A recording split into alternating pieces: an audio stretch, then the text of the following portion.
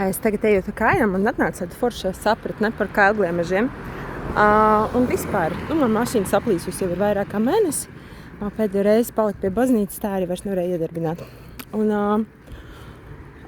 par kailgliemežiem, jā, tagad cilvēki viņus indē, un tur ārprāts, šausmas, bet tā kā nepadomā,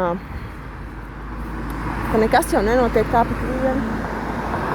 Un tikko es ar kājām gāju, nācu no šokolādes tirdzniecības centra un skatos vienā pagalmā vienī tā kā 3 zosis un visi tādi tur pa gabalu aptapušies apkārt, kaut ko mēģina ar viņām tur uķināties, kaut ko tur.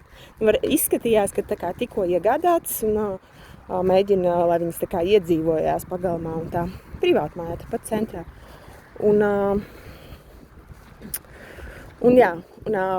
Man laikam likās, ka viņi viņus nopirkuši tā kā, lai noēstu tos kailgliemežus.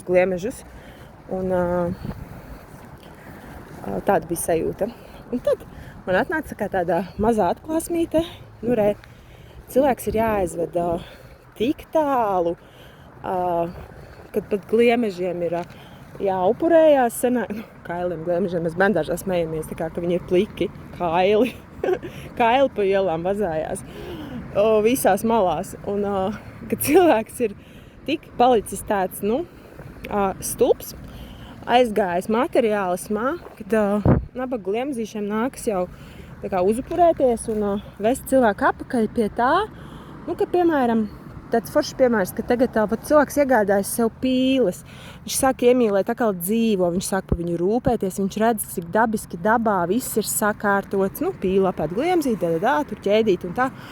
Bet tā cilvēks šobrīd, kur viņš liek savu naudu, viņš iet garām uz ielas cietējiem, kur uz ielas, viņi pat savā ģimenē rados, tur tēvu māti vai pat vēl vairs neredz. Kādas vēl ielas pamanīt, kādam vajadzīga palīdzība, bet viņš pērk tur statujas nenormālākās, dārgās, investē tur dažādās dārgās mēbelēs, tur tāds koka grebums, kur te vēl koka, labi, tagad jau vienkārši nopērk tur tādu suni, tādu pīli, keramikas un tā, kas maksā nenormālas naudas. Un te kailie gliemezīši tagad paņēmuši uz sevi upurīti, lai vestu cilvēkus pie apziņas, kad dzīvais jau ir tā vērtība. Kaut kā tā, ja varēja saprast manu domu.